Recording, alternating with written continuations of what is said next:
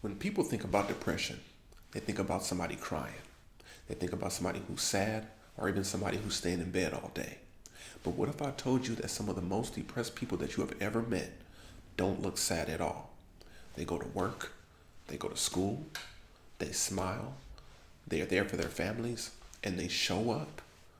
But a lot of these people are struggling in silence. Today we're here to talk about depression, how to identify the signs, and why most people miss those signs. As a psychologist and behavior analyst, one of the things that I see the most is people who think that mental health difficulties should be obvious, but they rarely are. As a child, as an adolescent, or even as an adult, a lot of depression symptoms hide in plain sight. And today, we're here to break down why. Many of us have learned a very narrow definition of depression: the sadness, the tears, the wanting to be alone. Now, while all those can definitely be signs of depression, they are not the only signs of depression.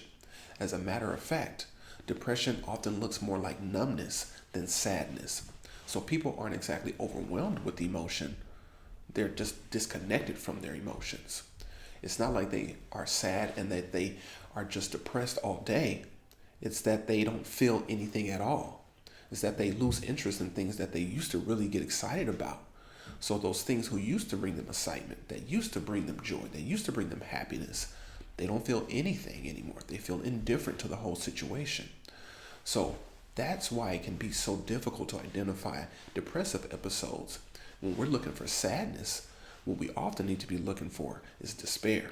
Sometimes depression shows up as difficulty concentrating, withdrawal from friends and family, low motivation, difficulty getting started.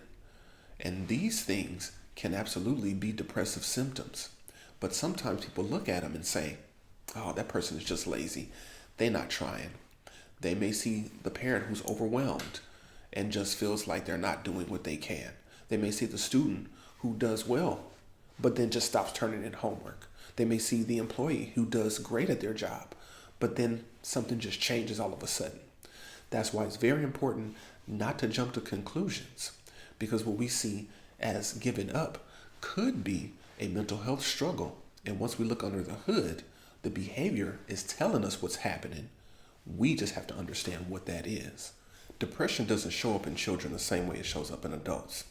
A child is not going to walk up to you and say, you know what, I'm feeling depressed today. Often their behavior is going to show you. So they'll lose interest in things that they used to enjoy. A child who used to love sports suddenly doesn't want to go to practice anymore. A child who used to be really good academically doesn't even want to go to school anymore.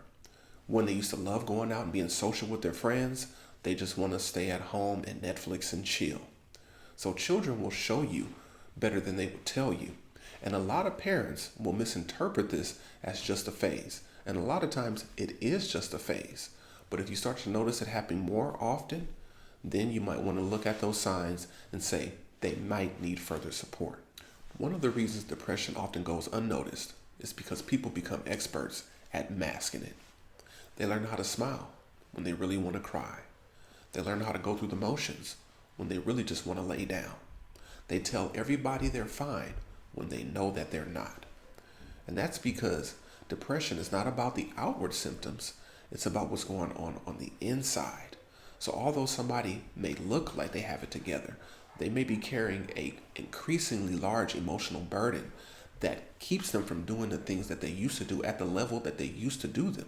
Especially those high achieving individuals, like those on the spectrum or those who experience ADHD-like symptoms. So that's why it's so important for us to check in with them often and see how they're doing. Not just a simple, how are you? But actually creating a space for an honest response and an honest answer.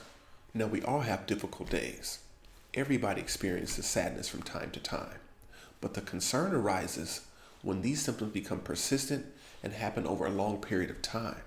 So if you start to see irritability, mood changes, loss in interest that they used to be very, very interested in, low motivation, irritability, loss of appetite, loss of sleep.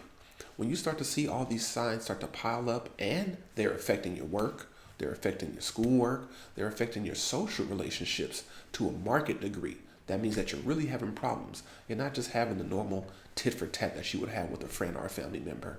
It's an all out blow up with almost everybody you interact with. When you start to notice those, that's when it may be time to seek mental health professional and professional mental health help. Because sometimes the signs may be a key that something more is needed and that early intervention is key. And it's not a sign of weakness, it's a sign of self-awareness. So depression don't always look sad. Sometimes it looks tired.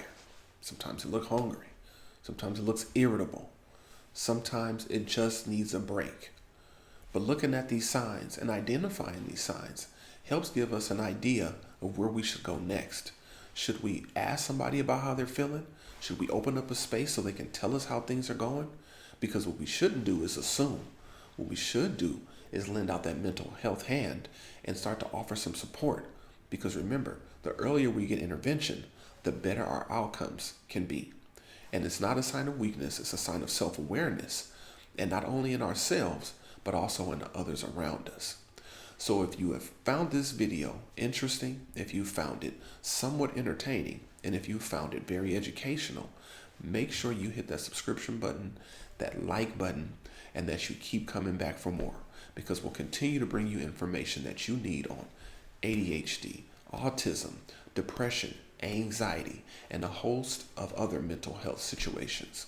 So once again, if you found this information very, very useful, make sure you do this very one thing that we always ask you to do when you watch to the end of the video, and that is to stay tuned.